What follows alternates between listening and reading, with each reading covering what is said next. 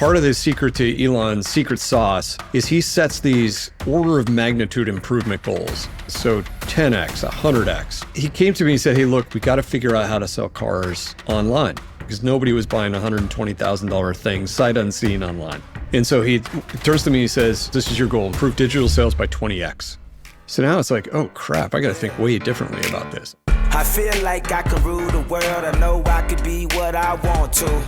I put my all in it like no days off. On the road, let's travel. All right, so I guess to start, I mean, I almost want to rename the podcast How Lucky Are We? It's like, oh, we get to sit here with the guy who was the president of one of the most important companies of our time, Tesla, for years.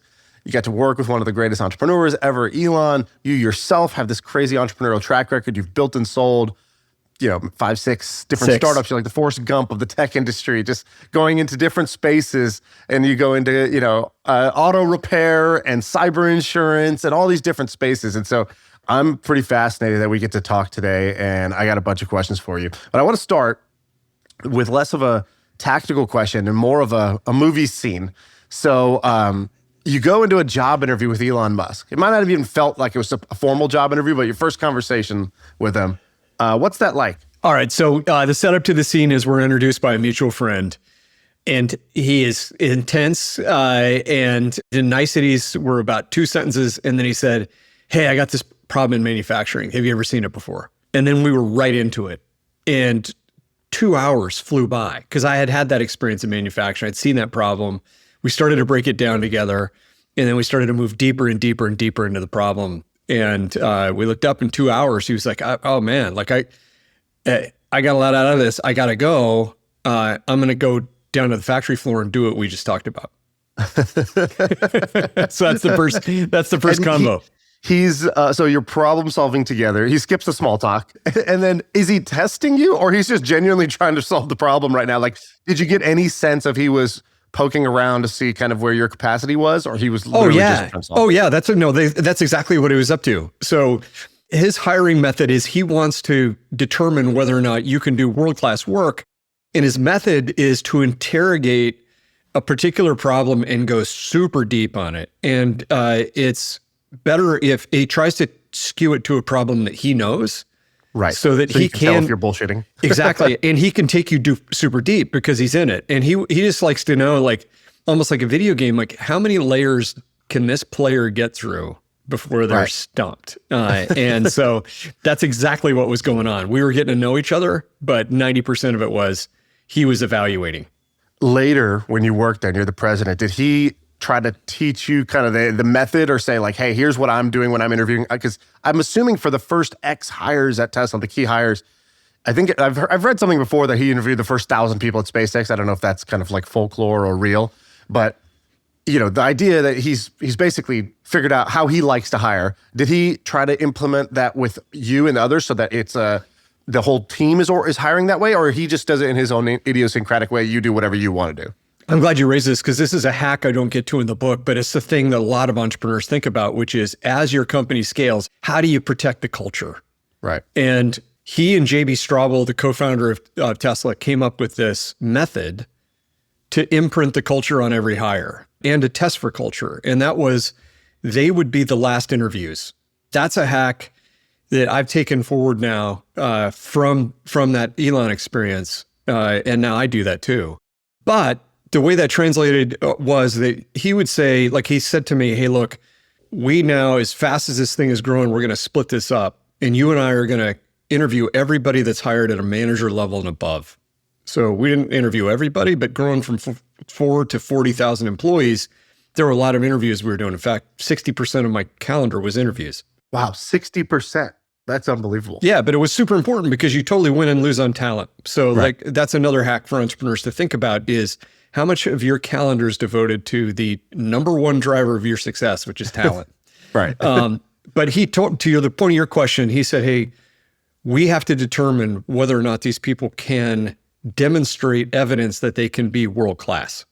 And to do that, we've got to dive deep into these problems. So he basically articulated what he had done with me as we were getting to know each other and going through that interview process. And then we sort of divided and conquered. Like we literally were the last interview. And oftentimes I would include in my senior hires, I would include JB and Elon because they were both such great talent selectors. JB especially has this unbelievable knack for talent selection.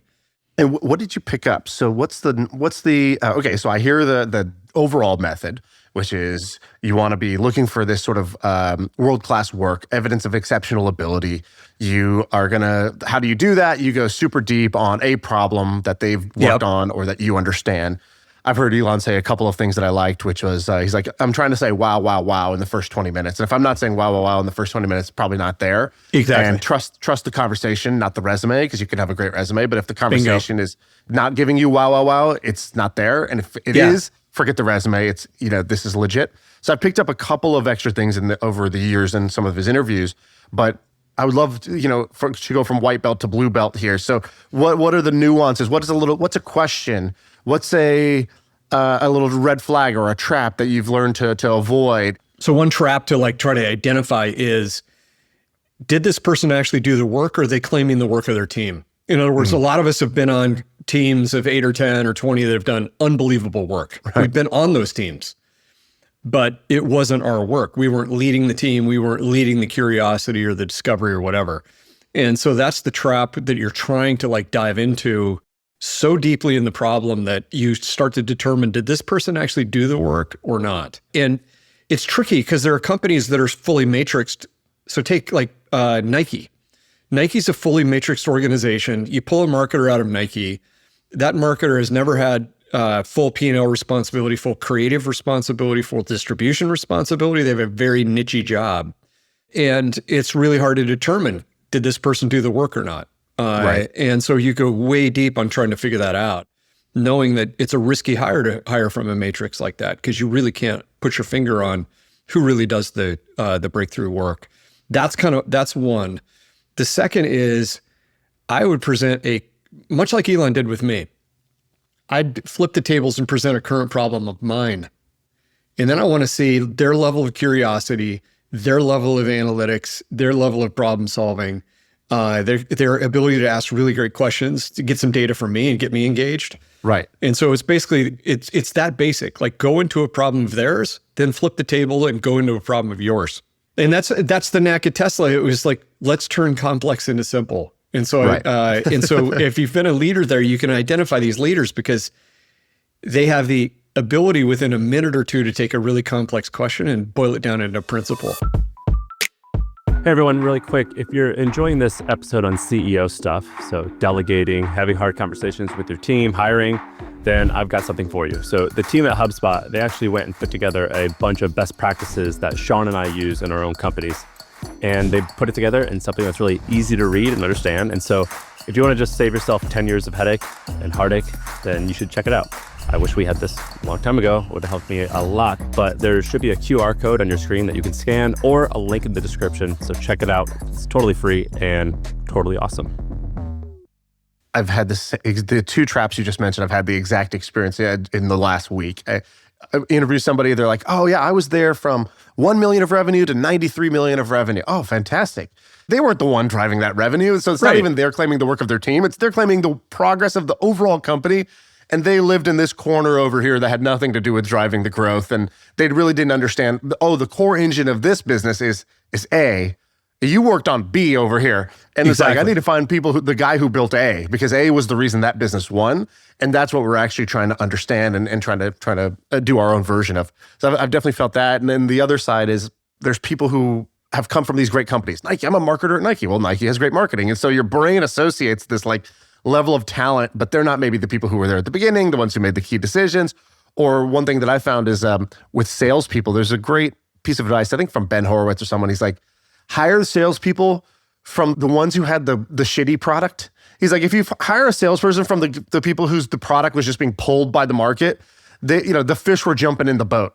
And you don't know if that person's a great fisherman just because they were just being handed inbound, organic, warm leads, and they were closing them. That doesn't mean anything. You want to go to the guy who was selling on the tier 3 company, still beating quota, even though their company was not the winner, their product was not the hot one, because that person actually knows how to sell.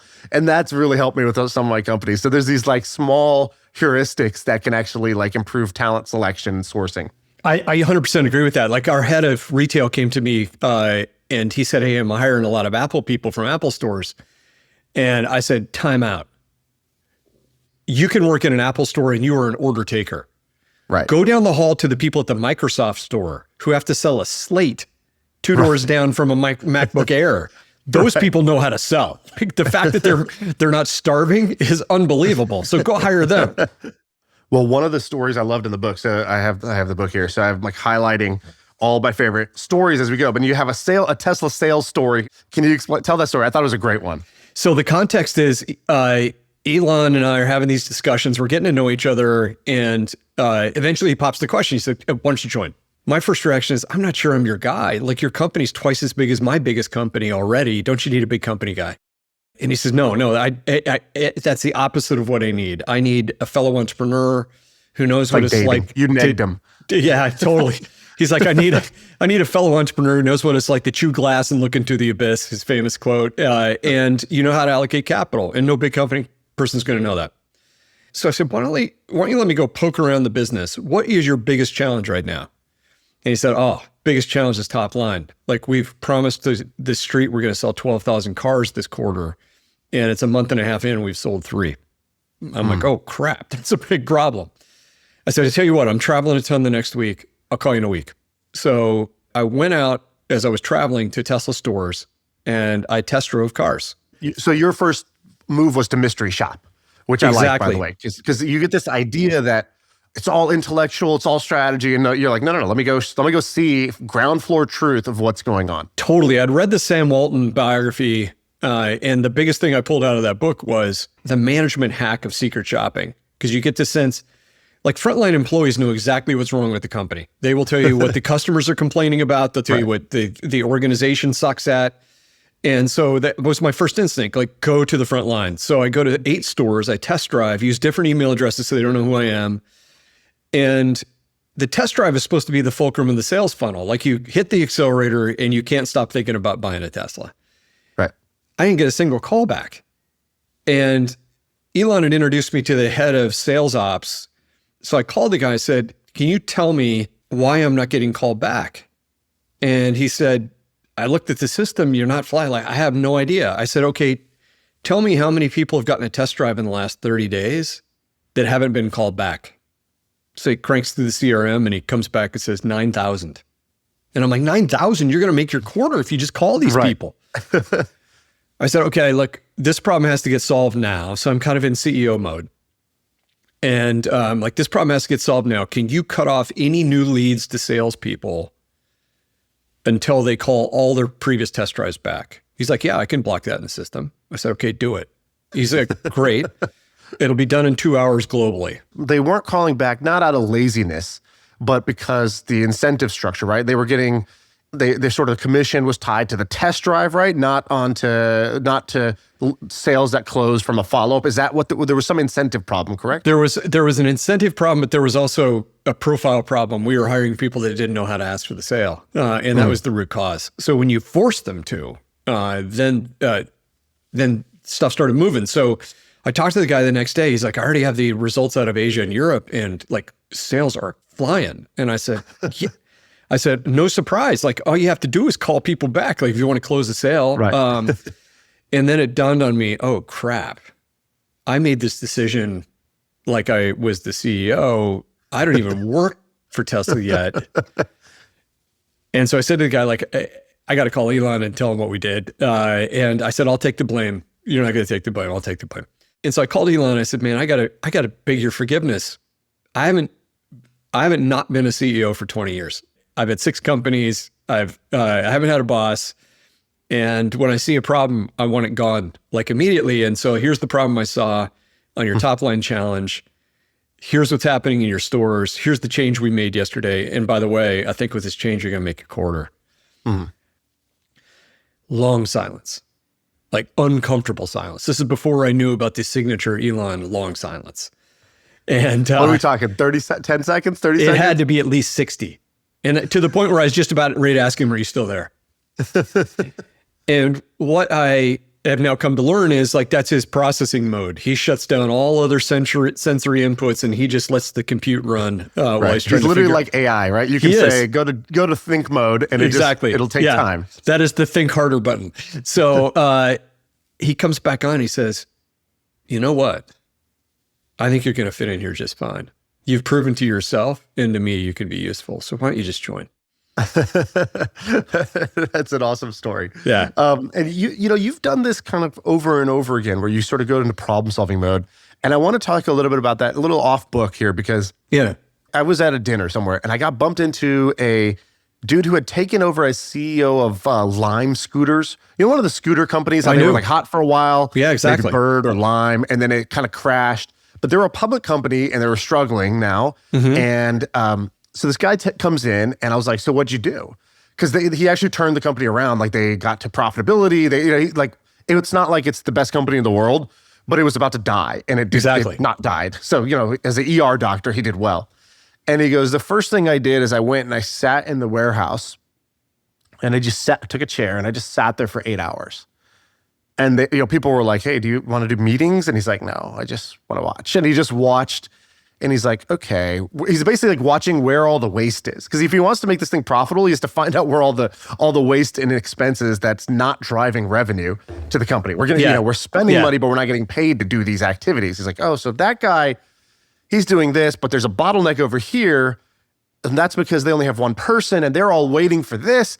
And he's like, I sat there for 8 hours and it kind of like told me what I needed to do for the first, 2 weeks. And I remember thinking, this idea of mystery shopping or going and sitting in the factory, going and sitting in the warehouse and just watching what's going on, there's an immense amount of power to that. And I think for most CEOs, we sort of think that a big impact has to come from a big high level thing and not this kind of roll your sleeves up, just go watch. You don't need a 2000 IQ. You just need a simple thing. Yeah. Like I think your biggest job as an entrepreneur or as a leader is to like stack rank the problems that are constraining your business, stack rank them, and then pull the biggest problem off the top of the pile every day and work it.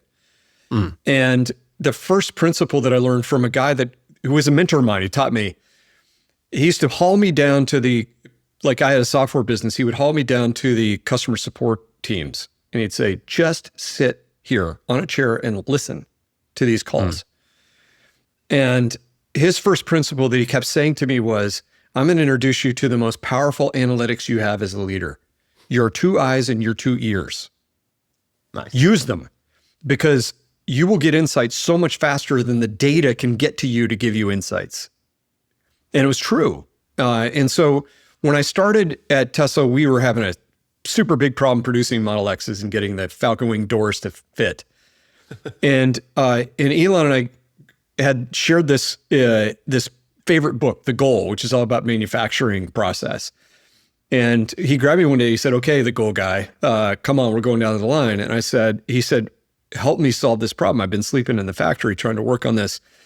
And I said, okay, like we're going to walk up the factory line to where all the inventory is stacked up on these doors, because that's the clue where the problem exists.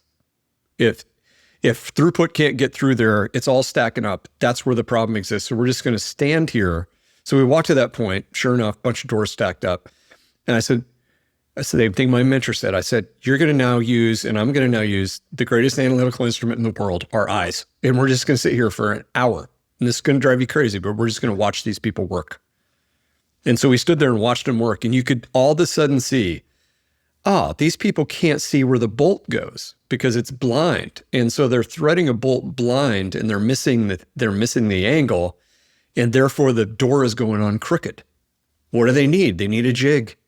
After 10 minutes, you could see this. And so he got antsy, I got antsy, and we're like, okay, just have the maintenance guys build a jig, bring it out here, and let's start to experiment about whether they can get the bolt done correctly. But that was an example of just go out there, don't depend on data, don't depend on anybody else's opinion, just go see it with your own eyes. And that will lead most likely to an insight that you can then teach people, like, here's what I was looking at, here's what I saw. So if you're the leader of this little team, next time you look for this and you can solve this problem. You don't have to wait for me to come down here and sleep on the factory floor as the president or CEO. It's funny. It's like, is there a double slit experiment problem here where as soon as you start observing it behaves differently? When you're sitting there watching with Elon, all of a sudden the doors are going through real fast. Is it that or no? Like it's usually a process constraint no matter how hard they're trying to work. No matter how hard they're trying to work, it's usually a process constraint, but that does happen. And so the problem can fool you because people do start to have the white coat problem where the boss is standing there and they're like, now they're hustling, now they're trying to impress the boss. But most of the time you can see it. Like if you stand there long enough, they're going to forget you're there. Right. And there's also, you talked about being there for an hour and after 10 minutes you see it and you get antsy, you want to go fix it right away. And there's almost actually a benefit in just feeling the pain a little longer than you're supposed to just really like actually drive home the importance of it. Totally. We did this, I'm not in the manufacturing business, but I have an e-commerce business. And in our e-commerce business, we're at this, leadership offsite and we're all talking about these strategies. And it's like, has anyone tried shopping the site or watching someone shop the site? Hey, let's get somebody here to shop right now. And they're trying to find something that we know we have and you can't find it on the site and it's painful. And we think this is just click that thing and they won't click it because it doesn't look obvious. And feeling the pain of watching somebody use your product, it's surprising how many CEOs don't actually use the product or watch average people struggle to use the product. So I was with a group of bank executives a few weeks ago, and I asked them to raise their hand if they used their bank's app in the last week, their consumer app. And no hands go up. And I said to them, I could have guessed that because I'm a consumer of 2 of your banks and your apps are terrible. Right. And if you used them, you couldn't live for another day with how terrible this was. So you'd be calling whoever could fix it to fix it ASAP. And a little bit to your point, like I learned this technique from Scott Cook, the founder of Intuit. And he's got this process he calls follow me home. And what it means is you look over the shoulder of real customers who are using your product. So sometimes you can't use it. And there's a lot of cases of that. But you want to see how an actual user thinks about using your product. And when you look over their shoulder, you see all of the friction you're putting into that product, like how difficult it is really to find what you're looking for, to make the right clicks, do whatever. And he has his senior executives do this on a really frequent basis so that they're getting the feedback loop through the eyes of the customer. And oftentimes those customers will turn around and say, would you just fix this? Or could you just do this for me? And they get new product ideas too, where they would get to like an accountant doing the end of the month payroll close. And one of them in this exercise turned to a senior manager and said, it'd be a whole lot easier if the payroll was just done by QuickBooks. And boom, that idea was like right back into the senior management team discussion instantly, like, hey, I just heard this from a customer. Should we get in the payroll business? Now that's a huge business for Intuit. But it came out of these like, just follow the customer home and watch them click and then have them tell you not only what's wrong with the product, but what's missing in the product. Doesn't Procter & Gamble do something like this where you, I think they have like research teams that will literally go home, they'll go to the home of an average mom and they'll watch, how they clean their kitchen, how they use the soap this way. Totally. I'm on a board with a guy named Chip Berg. Chip started his career at P&G. He ended up being the CEO of Levi's, but he was famous at P&G for washing moms in kitchens, like you said. And he and his team invented the Swiffer because they were like, the mop sucks. Like you get water all over the place. You got to dump it in the sink. It's totally janky. And so they invented the Swiffer based on how they watch moms suffer with regular mops. Right.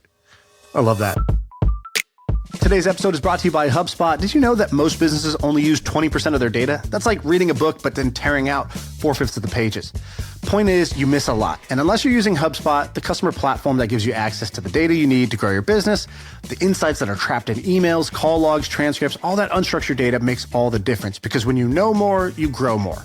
And so if you want to read the whole book instead of just reading part of it, visit HubSpot.com.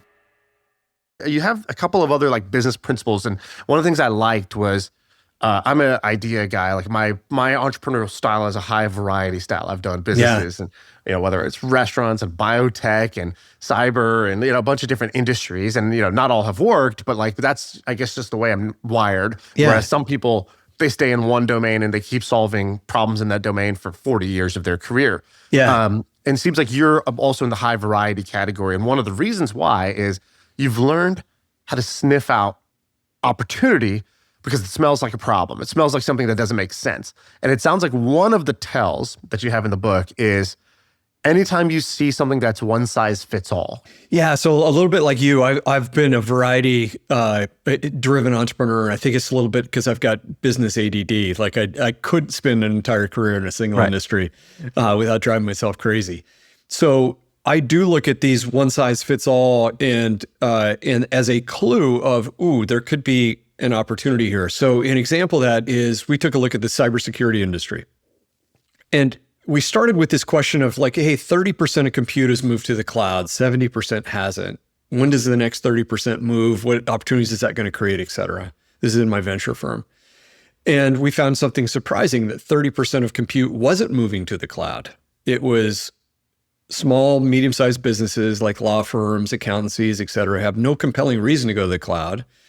And they have a headwind of data risk. They have very sensitive data. They don't want to move that to the cloud. And so then we started to ask ourselves, like, is there a one size fits all here scenario? And it turned out there was. We just happened to ask the question, how many cybersecurity platforms have been created for the cloud in the last 5 years? And the answer is like 1,300.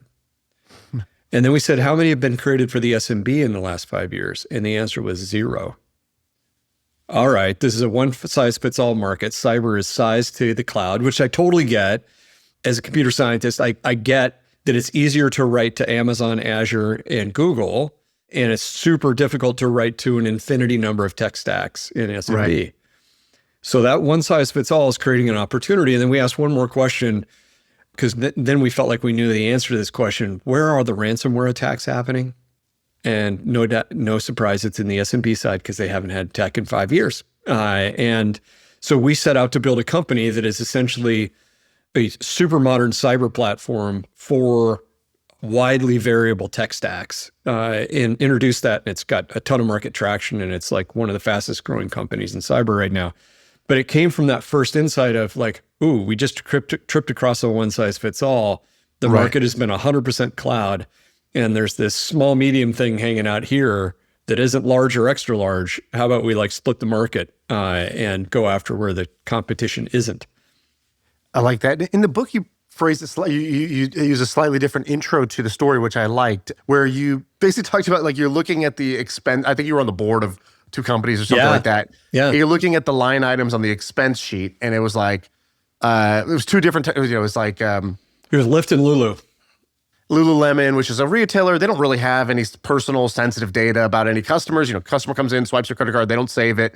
And they were spending something like $7 million on cyber insurance. Yeah. And then somebody else was spending, somebody else who had a lot of sensitive data, it was also spending $7 million. And you sort of had this like, how could these 2 vastly different companies with vastly different risk profiles in vastly different industries have the same thing? And you were like, that smells a little fishy to me. And whether that became a successful company or not, I just like the general idea of noticing is actually a superpower. We talked about noticing for bottlenecks, but then you can sort of notice for things that don't make sense in the world, and an entrepreneur can come in and make it make sense by actually changing the way the world works, right? And actually change the system rather than try to just say, I guess it just has to be that way. Right.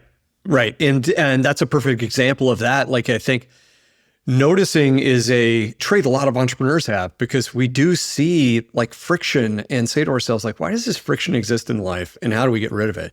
Right. And I have people ask me like, do you fly private? And I've got a weird answer. I said, no, I don't, but for a weird reason. I don't fly private. I fly commercial because I want to experience friction of everyday life. That's going to give me my next business idea or 2 or 3. And I think entrepreneurs are kind of wired to look for friction as a clue that there could be an opportunity. But we all have, I think, a heightened spidey sense for where that friction is. Yeah, as an entrepreneur, if your life gets too comfortable, you lose your ability to spot problems. Exactly. It's like comedians. When comedians get too rich, they fall off a cliff because they don't have relatable jokes anymore because their life is completely unrelatable at this point. Right. And they don't see the everyday things.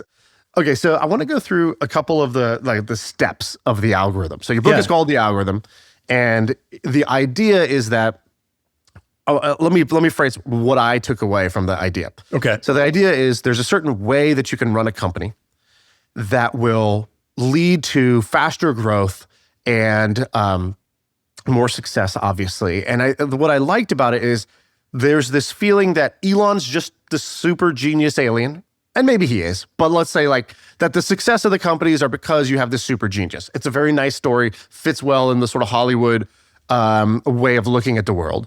But you said, or is it that he is really smart and ambitious and talented, but he surrounds himself with really smart and ambitious and talented, a legion of smart people who are empowered by a way of working, a culture of working, a method that leads to this level of success because he's got all these different companies. One man can only be doing so much and can only be in so many places at once.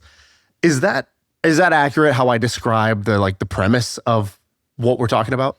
Yeah, it's kind of three layers. First off, he's brilliant and he is unique as an entrepreneur in our time. Like I can't name any entrepreneur who's created 4 or 5 companies, all worth tens of billions of dollars, if not hundreds of billions of dollars.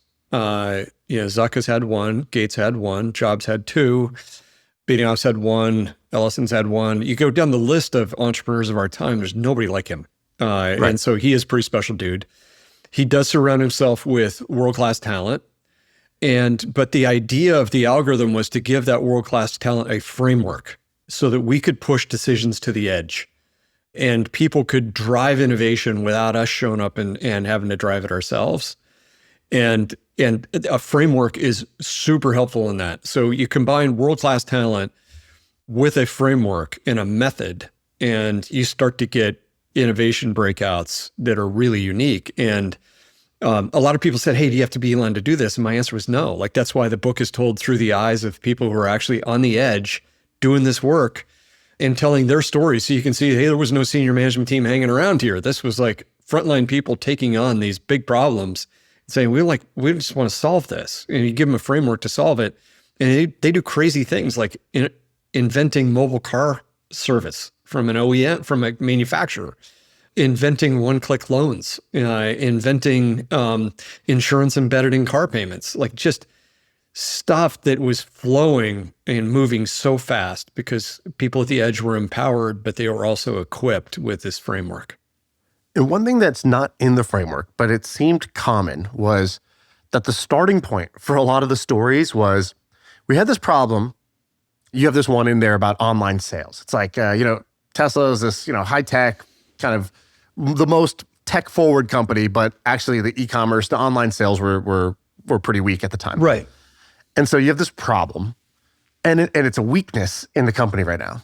And instead of just saying, hey, let's improve our weakness a little bit, let's get back up to par, Elon's method, it seems like, starts with a crazy goal that's like, not only are we going to go from weakness to average, we're going to go to like world-class or best in class in that same category, which I think is not how most people think. It's not how I operate. Like when I see that, I'm like, that's not what I would have said in that situation. For example, with the online sales, it's like online sales are weak. Okay, here's what we're going to do. We're going to 20x our online sales or something like that. Like, we are going to lift this and it's going to be the number one driver, right, of sales. And so there's this crazy ambitious goal to start the thing. And it sounds pretty unreasonable, especially because you're starting not from a position of strength, but from a position of weakness. Can you talk about that side of things? Let's just start by laying down the gauntlet of a somewhat impossible goal on something that today is actually a weak area. Goal setting can determine like what outcome you're going to get. And so if you set a goal for 5 to 7% improvement, you're probably going to get 3 to 5. If you set a goal for an order of magnitude improvement, now you got people that have to think way differently about that problem, because you can't tweak the status quo to get to a 100% improvement or a 20x improvement.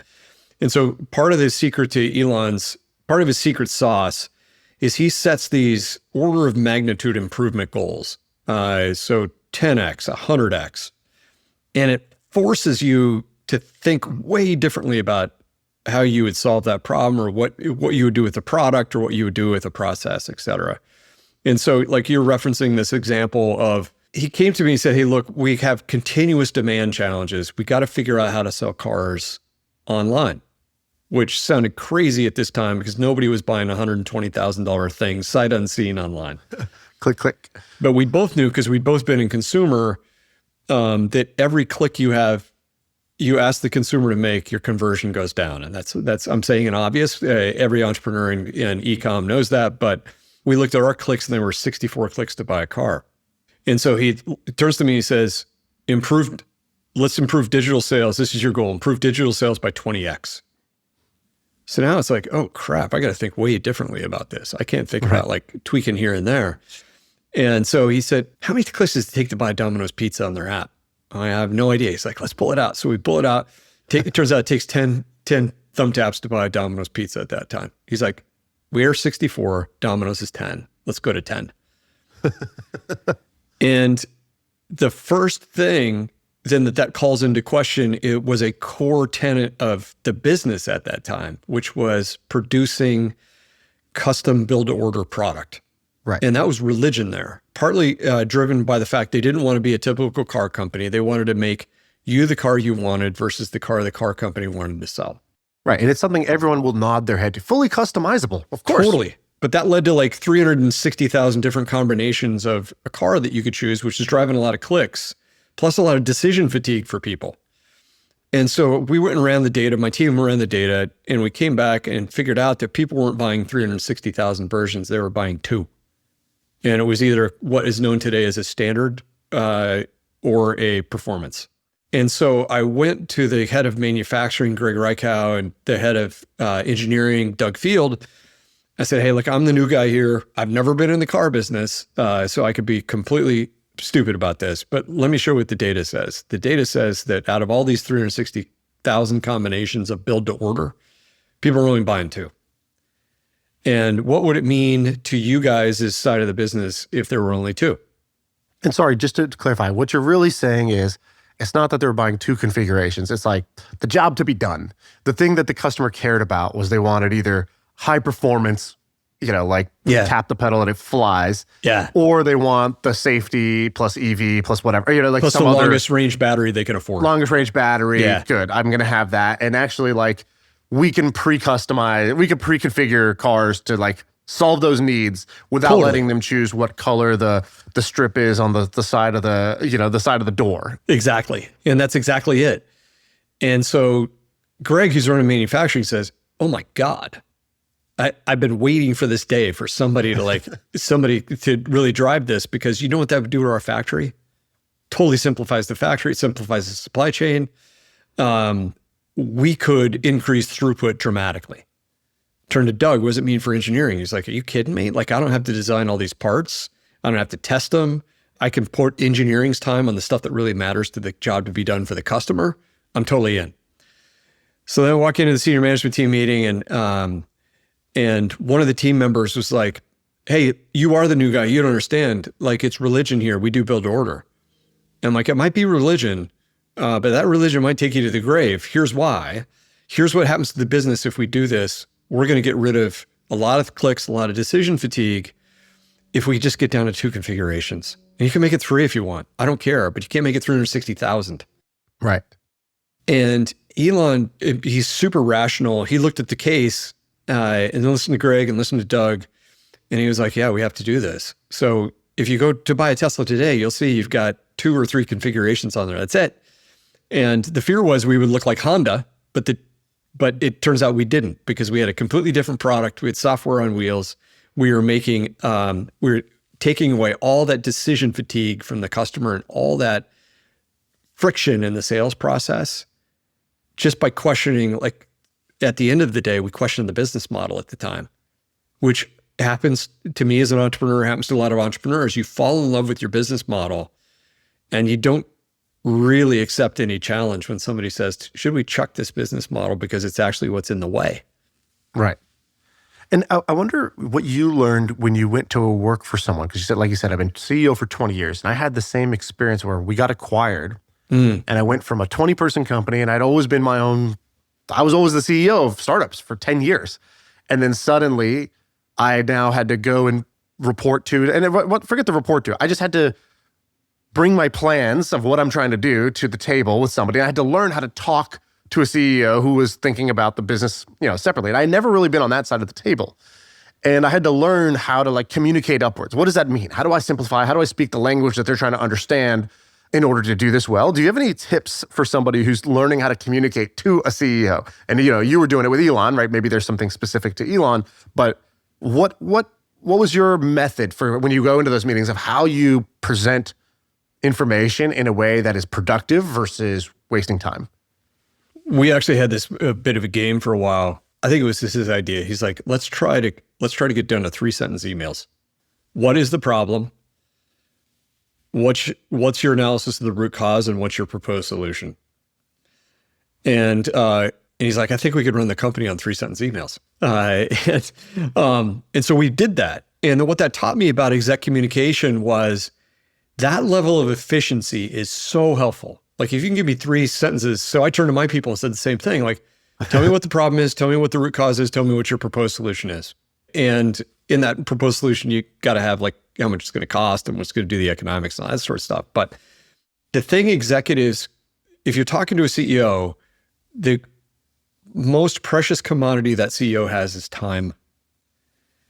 And it's information, inbound absorption time, information processing time, decision time. And so if you can get super efficient in communicating to a CEO and say, I'm going to minimize your information absorption time, I'm going to minimize your information decision time, you become a very valuable member of that team.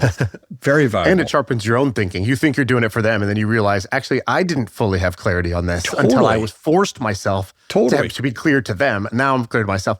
Actually, it's so funny you said that those exact 3. When I went into my first meeting with Emmett, the founder of Twitch, and I said, how do I talk to you? How do I use these? I don't want to come here and just, chit chat, we could do that, but I'm guessing that's not what you want me to do. And he goes, yeah, 3 ways, 3 sentences. He goes, what, why, so what?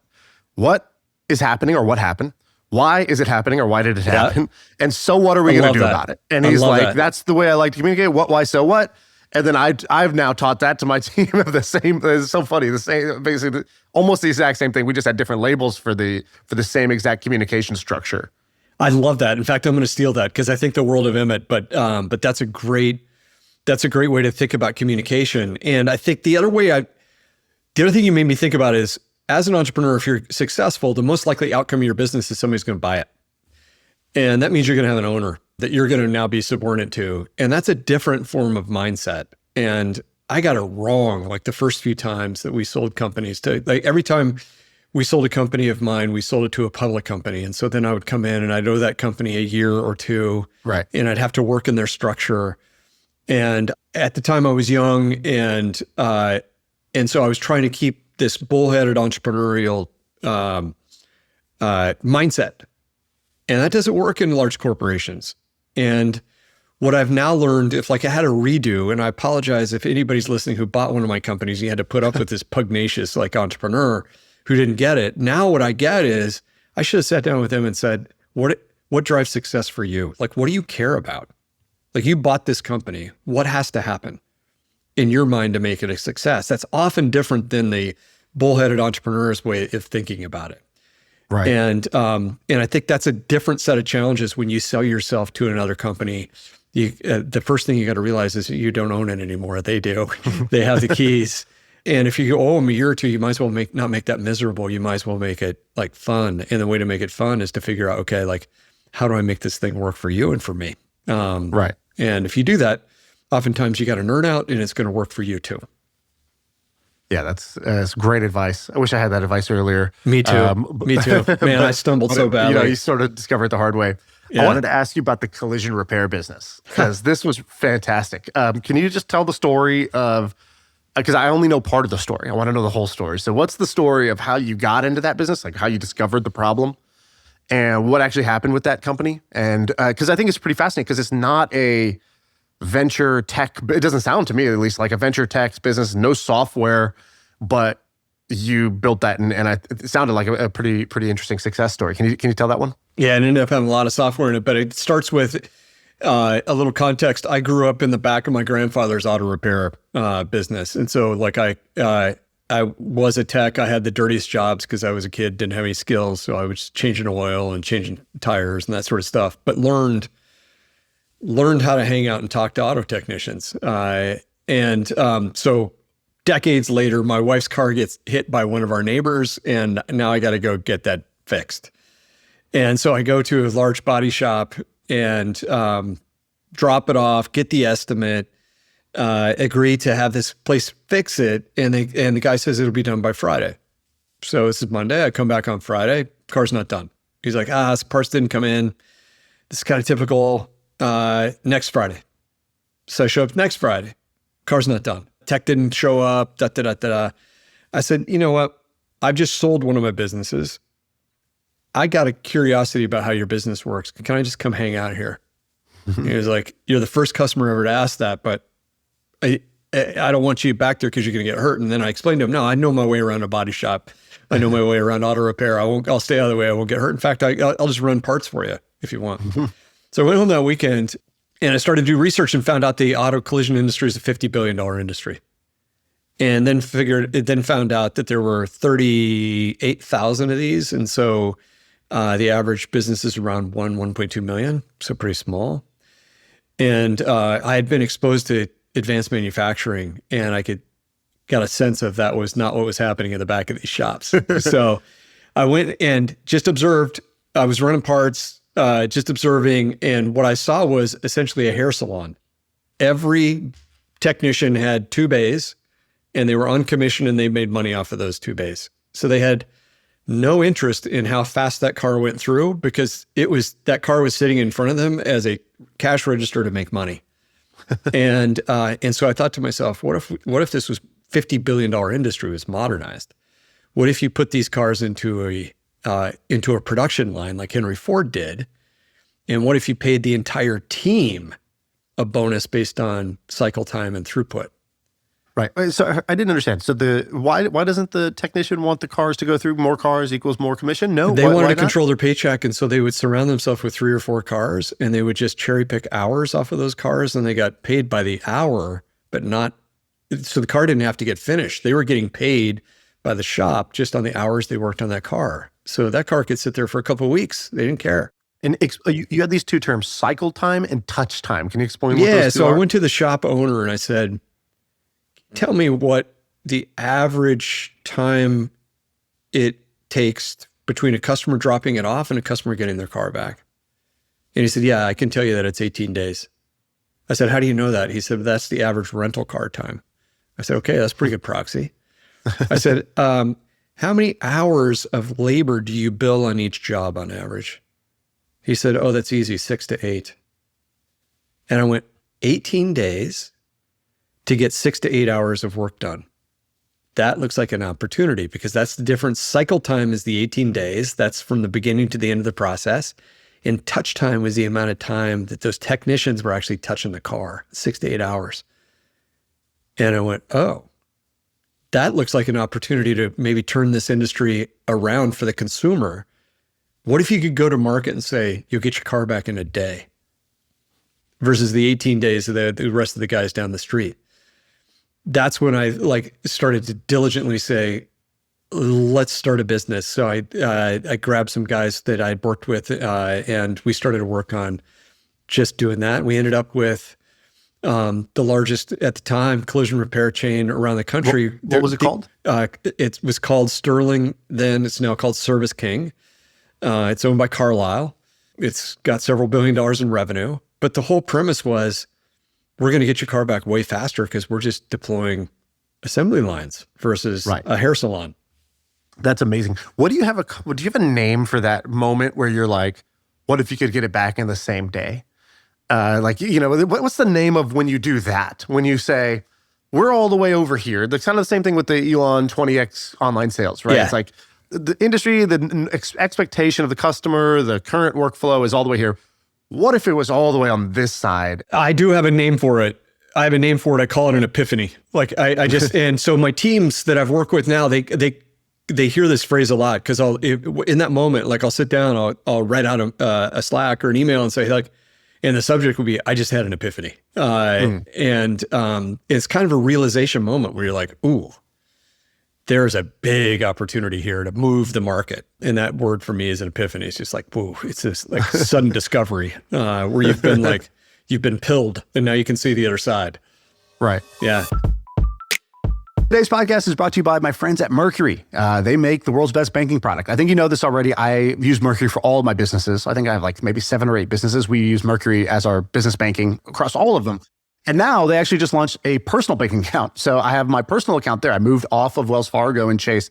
I'm just all in on Mercury. Why? I like products that are easy to use.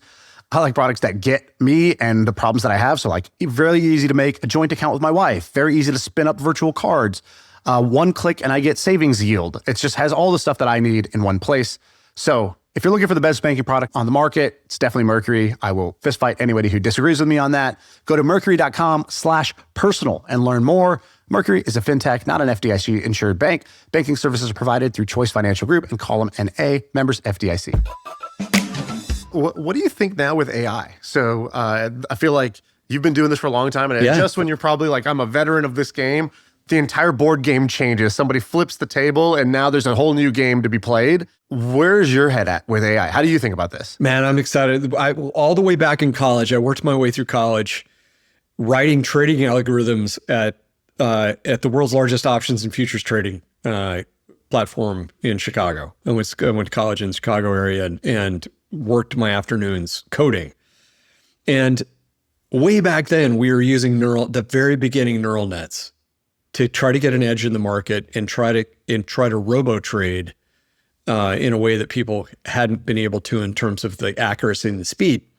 So all these years later, now that this has emerged, I'm like completely psyched because we were using what looked like rudimentary computers to do this stuff. Now you've got real compute power. Caveman AI. Totally. And now that you see this unleashed, I'm like, oh, this is what we were trying to do 3 decades ago. So I'm super excited by it, largely because every technical revolution and breakthrough like this that has happened in history creates enormous opportunities for entrepreneurs. I cannot name a technical revolution that's happened that's resulted in less GDP and less jobs. Can't. Like, it just doesn't work that way. And there's a lot of hand-wringing, though, at the beginning of every technological revolution because humans are really good at seeing the first-order effect, which is the job destruction, but they're not good at seeing the second-order effect, which is the job creation that happens by entrepreneurs on the back end. And I think we're like right in the middle of this. So we're applying AI at the core of each of our companies. But I think more importantly, I think there's going to be just like we're keeping our eyes peeled for big opportunities that are being created by this. So I'll give you an example, and this example would date me, but when I was growing up, to make a long distance phone call, you had to dial 0 and talk to a human being, and that was usually a lady in your town who would literally plug the local phone network on one end of a cord and then plug that cord into the national phone network, and that would create a connection for you to do a long distance call. In other words, humans were switches. Sometime in the late 60s, early 70s, Bell Labs invented an electronic switch that would do this. And by the end of the 70s, there was a lot of hand-wringing that there were 800,000 people, pillars of our communities, that were employed as operators, and 100% of those jobs were going away. And sure enough, by the late 70s, early 80s, 100% of those jobs had gone away. Those humans were replaced by electronic switches. But what people couldn't see while they were doing the hand-wringing was what was going to happen on the other side. And what happened on the other side was now that a long-distance call is free, doesn't require human labor, just requires electrons, now you could offer toll-free calls. And so some entrepreneurs said, I'm going to use these toll-free calls. There was a single area code, 1-800, and I'm going to create businesses, 1-800-Flowers, 1-800-Junk, 1-800-Insurance, 1-800 this, that. And what those 1-800 numbers required was now centralized answering of phone calls, because now people were calling like crazy because it was free. And so this industry got created called call centers and support centers. And a few years into the 1980s, there were now millions of people employed in call centers, hundreds of software firms that were created. And my first startup was a software firm in the 90s serving call centers. because the technology was still nascent. When people were just deploying electronic switches and people were like lamenting the end of these jobs as operators, nobody could see on the other side that these entrepreneurs were going to create toll-free dialing. They were going to create businesses on top of toll-free dialing. And on top of that, there were going to be this whole layer in our economy called call centers that millions of people are going to be employed in.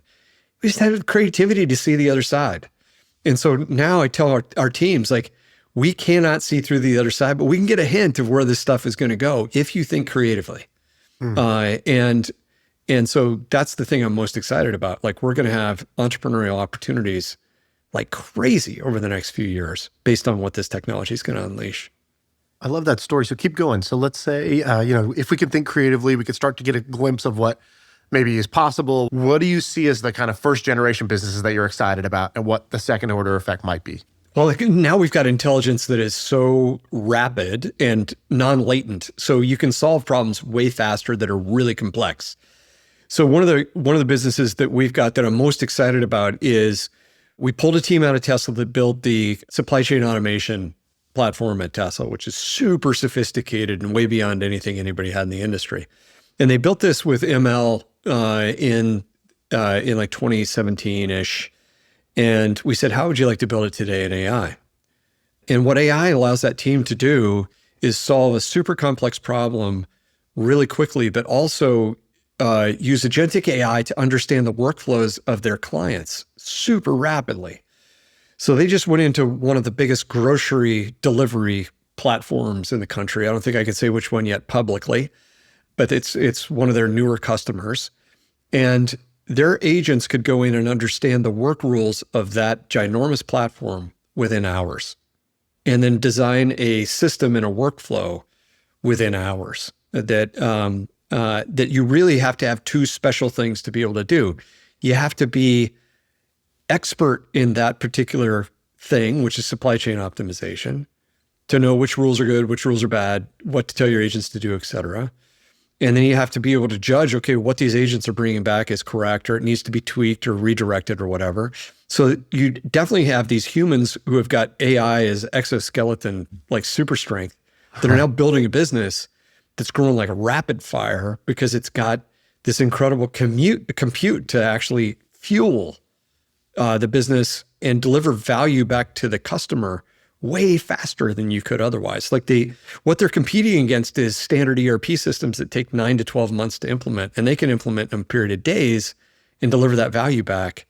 And that's the kind of business like I think we're going to see more and more and more of as its capabilities unleashed. Yeah, that is the weird thing about this, that the software essentially works like labor. Right. So what you're describing is like, exactly, essentially a consultant. It comes in and it learns your workflows, it documents it, it figures out how things are currently working, and then it starts to improve or automate or whatever. That's right.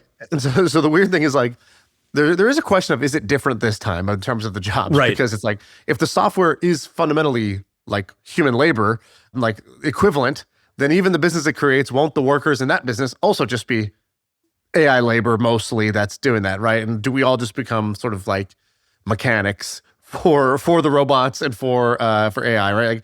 Like that's one part I haven't been able to wrap my head around. I haven't either, and I haven't heard the case for why we do that is compelling enough to me.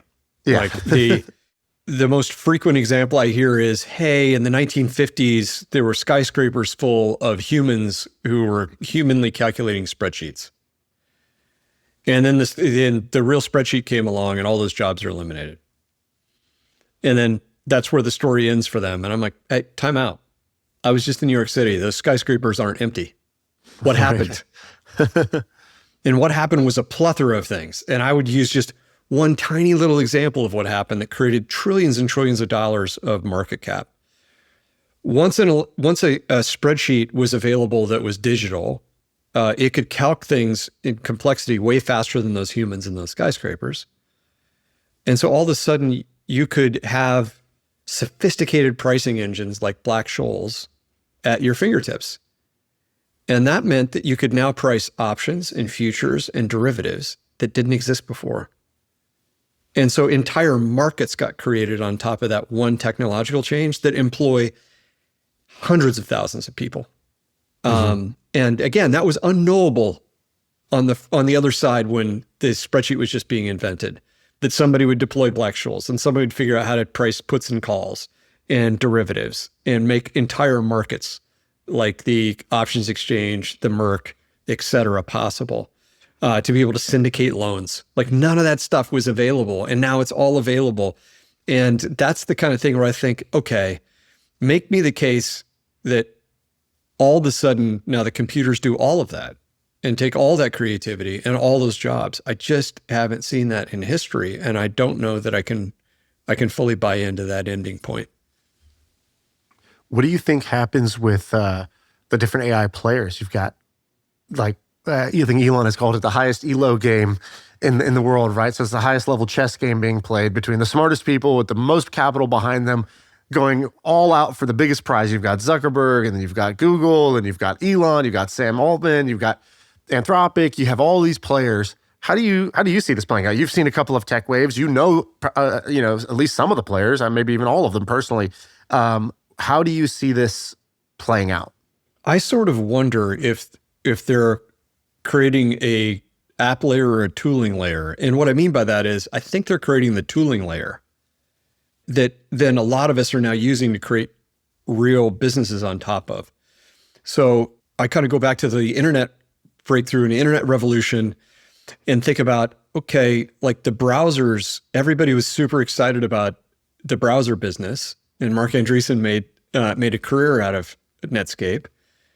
But I wonder if like now browsers are a commodity, but what got built on top of a browsable web were things like Facebook and Airbnb and E-Trade, and you name the businesses, like tons of GDP got created on top of that tooling. And it sort of feels like to me, we're getting really excited like we did about Netscape and Internet Explorer.